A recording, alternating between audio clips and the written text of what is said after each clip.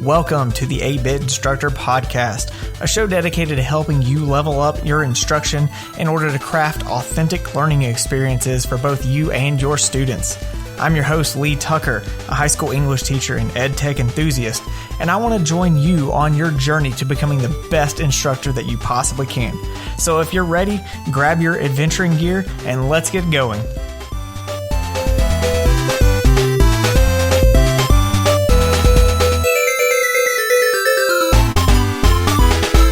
Hey, what's up, 8-Bit crew?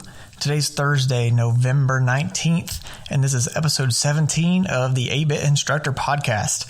I'm Lee Tucker, and I've got a little bit of a different episode for you today. Later on in the boss battle today, I'm reflecting on my time at the Georgia Ed Tech Convention. The Georgia Ed Tech Convention was this past weekend, and I spent several days there. So I took some time to just kind of pause and reflect on things that I got from the convention, not necessarily the ideas and the tech stuff, but broader general kind of ideas that have also connected with other things that I've learned this year. So I'll take a time out and just to kind of pause and debrief on that and share with you some of the things that I got from the convention. We'll take a look in the treasure chest in just a little bit, but before we do that, let's take a look at some news and updates from around the education world. So Flipgrid has some new things coming out in November. The first thing is new cover image options. So previously you would just take a selfie to put on the cover of the video that you would create. Now you can select a name tag option or a frame from the video that you recorded, or you can pick a photo from your computer as well. Another thing that they've added in there is the ability to edit captions. So educators can edit the captions of any Flipgrid video from their educator dashboard, which can be helpful with something like student names or anything like that. Also, Microsoft Immersive Reader is now integrated into any Flipgrid Shorts video that you share. So again, Microsoft Immersive Reader becoming really widespread in a lot of these educational apps to help struggling readers and all of that.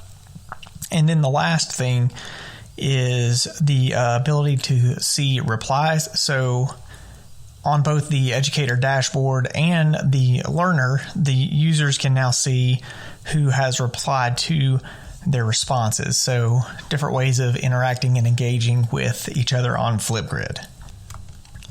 In some Google news, the new Google Groups is about to launch the ability to create custom roles in those groups.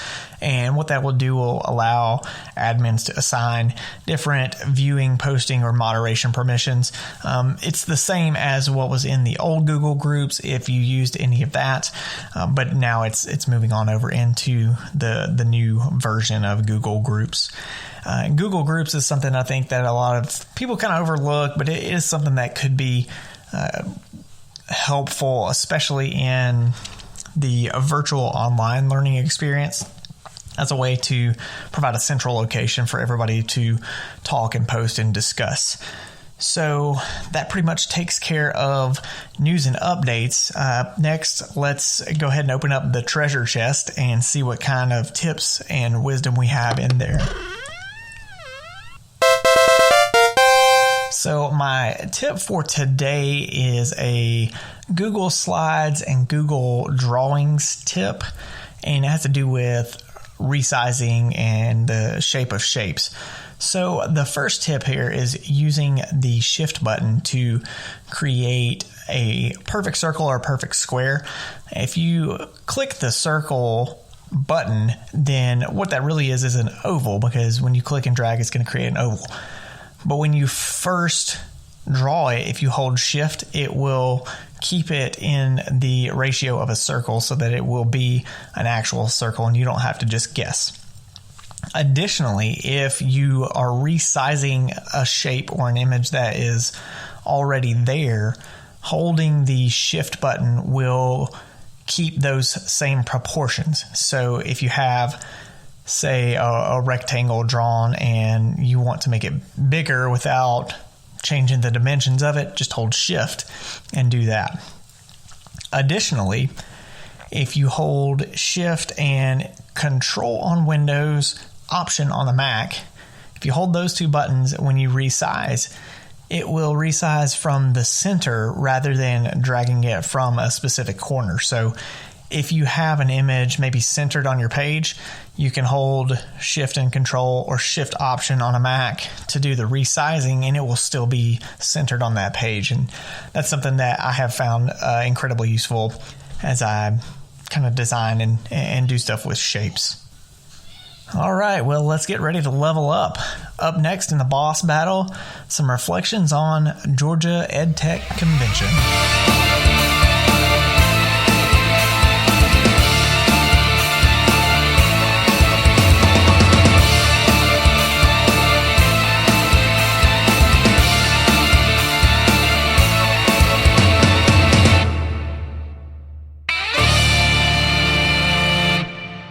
So I just spent the last 3 days attending the Georgia EdTech Convention, and this year it was a lot different. Normally it's held in Atlanta, and it's, that big convention type of deal. But this year, because of COVID, we had to do it online virtually. And so most of the last 3 days was spent me in my office, attending sessions, and I did do a presentation on Pear Deck. But outside of that, it was a really great conference, and I wanted to take some time to just kind of stop and debrief and reflect on things that I got from the conference. Not just from the conference, but things that have connected to other ideas that I have learned this year in our current situation. So I just wanted to take time to share some of those reflections and some of those ideas. And it's a really good time. We're about midway through the school year. That's a good time to kind of stop and reflect and evaluate things, looking back and looking ahead. So I'm just going to take a little bit of time to share some of those ideas that I came away with. So the first thing that has really stuck with me is the idea that teachers as well as students are incredibly flexible and incredibly resilient. And that is something that I've noticed since March, since all of this COVID stuff has hit, and seemingly overnight, we were having to completely change and completely redo the way that we were doing things. And for the most part, everyone rose up to the challenge. And the same is true of the convention this year. Typically, it's that typical in-person convention spread out over a couple of buildings in lots of exhibit halls and just a huge thing. And having to take that and transition it into an online format was not an easy task to do. And I thought that they did a great job with that. And going through the sessions and all that, of course, at times there were going to be technical difficulties and all that, but the whole thing went off without any hitches, without any hiccups, at least as far as on my end of things. I didn't notice anything. Even if there were some tech problems in some of the sessions, we got through it. We learned a lot and gained a lot out of it. And so I think that speaks a lot to teachers to be able to do that. And the same goes for students as well. This is definitely not easy on them. And a lot of them are having a really difficult time with it, not from a content subject area, but more of a, personal, mental kind of element to it. And I've been really encouraged in seeing the resilience of people throughout all of this, and wanted to just kind of mention that to encourage you to continue moving forward, to continue staying strong and staying relentless in the things that you are doing. Another thing that I really came away with is the fact that, the future is in good hands. I've taught high school for 14 years now, and so many times I hear when people talk about teenagers, they say things like, "Oh, I weep for the future." Things are going to be terrible because, teenagers are teenagers. And looking at some of the things that I saw, that's just not true. For one, teenagers are teenagers, and they eventually grow up and do great things. We were all there one time, and, I made dumb decisions just like any other teenager did. But that is not what defines us.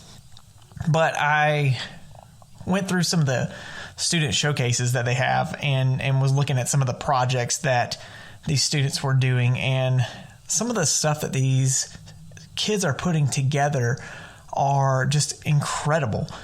From elementary to high school, we've got students that are putting together digital products, coding, and all this kind of stuff, and creating these wonderful, amazing things. I looked at one of the showcases. I think it was a middle school student who had coded a video game based on the Jules Verne novel Around the World in 80 Days. And it was an RPG style game, but it was not just a straightforward game. You could pick your different characters, and the decisions that you made along the way altered what happens in the game. So it was a very kind of open world based thing, and it was not just a straightforward game. It was something that you could obviously see that he put a lot of time and a lot of effort into it, and what he came away with was really just an incredible product. And so when I see something like that, I think, man, like that kid, he has the ability to create some wonderful things. And he's not the only one. We've got students sitting in our classes every single day who are capable of doing wonderful, great things. And I have no doubt that a lot of these students that are sitting in my class today will take care of things as they grow older. Another thing that I learned for me personally was simply the idea that improving often means just small tweaks in things that you do. I think a lot of times when we go to these conventions, and I was the same way the first time that I went to this convention, we get so overwhelmed and we see all these great things and great ideas and wonderful things, and we think, I've got to go back and I've got to just completely change everything that I'm doing. And one of the things that I really realized this year was that that's not true. We don't have to do a complete overhaul. Sometimes we might, but oftentimes it's just taking something that we're already doing and tweaking it a little bit to change it to make it maybe more engaging, or to change it just a little bit to make it more challenging to push students. And so when we're looking at what we're doing in our class, don't approach it as something that you need to just completely get rid of and start from scratch. That's not always true. Take what's good and then take what needs to be improved and find different ways to improve that.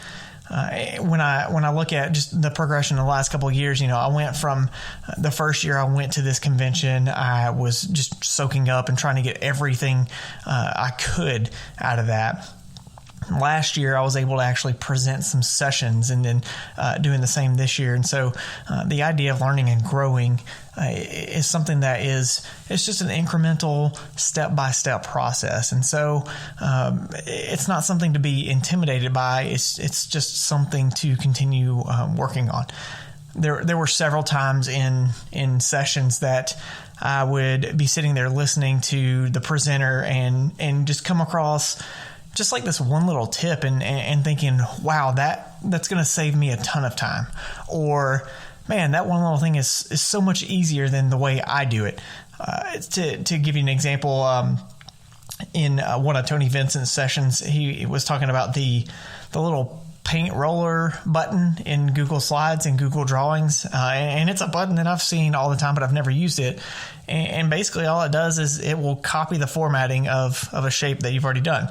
So you don't have to keep changing the colors and all that. And I thought, wow, like that one little thing, that saves me so much time. That improves what I can do tremendously. So small steps, big steps, as long as we're moving forward, that's what really matters.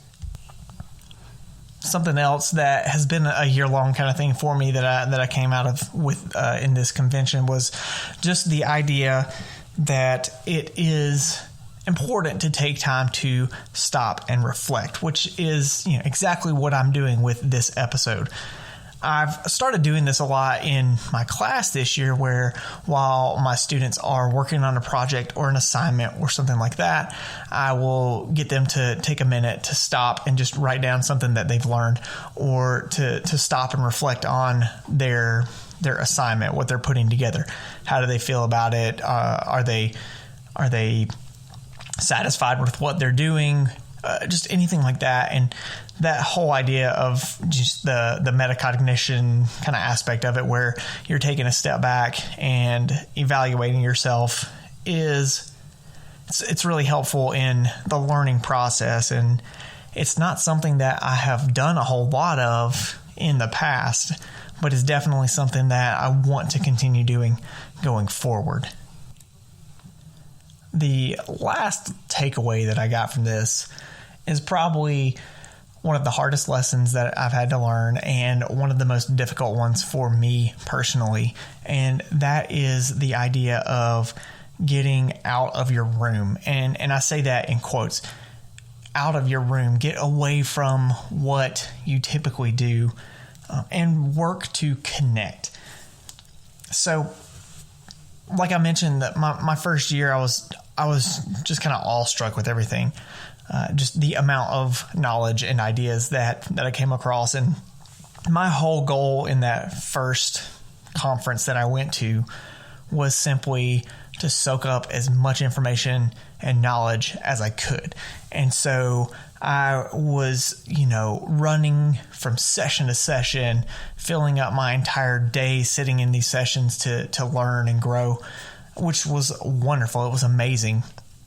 But this year, my goal was a little bit different. I still wanted to learn. I still got a lot of great new ideas, but my goal this year was actually to connect more with people, to network, to expand my reach and where I get ideas from. A lot of times we get stuck inside of our classrooms, or we get stuck in our buildings with the same people, and ideas become stagnant. I'm always hesitant to share things around, the people that I work with, not because I'm selfish necessarily, but I don't want, a Kahoot game in my room. If my students are going to 7 other classes and all 7 classes are playing Kahoot games, then that gets old and stale really quick. So being able to reach out to teachers and educators in other school systems, in other parts of the country and other parts of the world, helps to generate new ideas. And so it's great for the classroom, but also for just personal help and support. It's really great to know that when I get online, the people that I'm connected to are in the same position as I am, that they are dealing with the same things that I'm dealing with, and I can draw encouragement and support from that. And just knowing that we're not alone in this. And it is easy, I think, in our profession to get isolated very quickly. Yes, we are in a building working with lots of students, with lots of people, but how often during the day are you actually engaging with someone else on a little bit of a deeper level?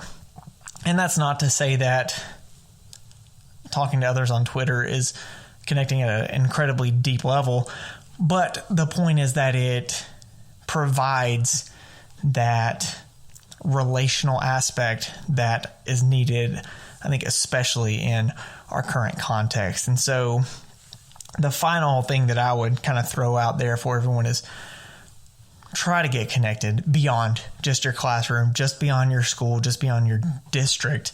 Try to find others who can help you learn and grow while still being able to provide you support and encouragement and help when it's needed. So that's really my takeaways from the conference this year. I know that it's not really anything new. It's not really anything innovative, but it is something that I think we need to be reminded of on a regular basis. And so hopefully that is something that you're able to take with you and work on implementing into your own lives, into your own classrooms. All right. That will take care of the boss battle. Up next, the crew members board.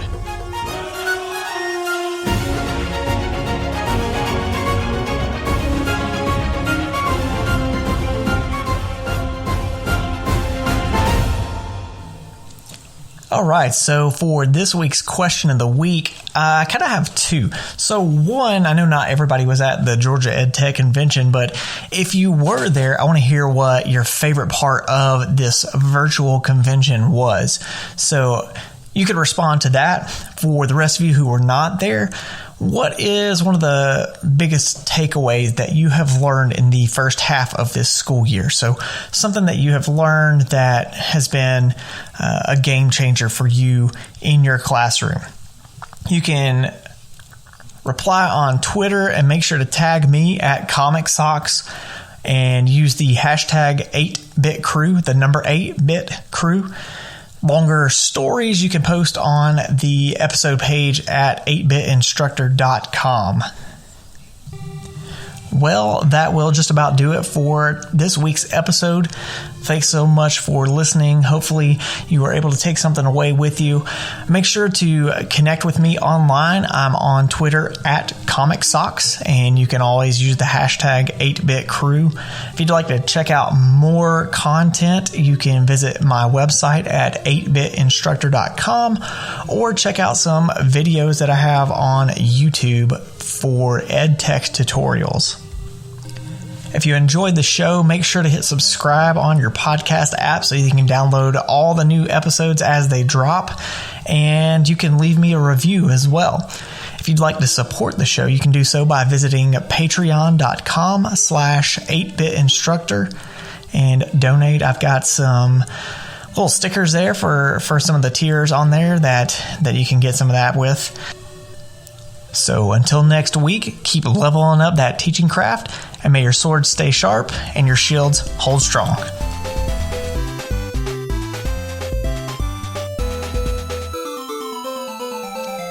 Thanks so much for listening. Be sure to subscribe wherever you get your podcasts and check out the 8-Bit Instructor YouTube channel for EdTech tips and tutorials, as well as other content on my website, 8bitinstructor.com. And of course, don't forget to follow me on Twitter at Comic Socks and use the hashtag 8BitCrew. See you next week.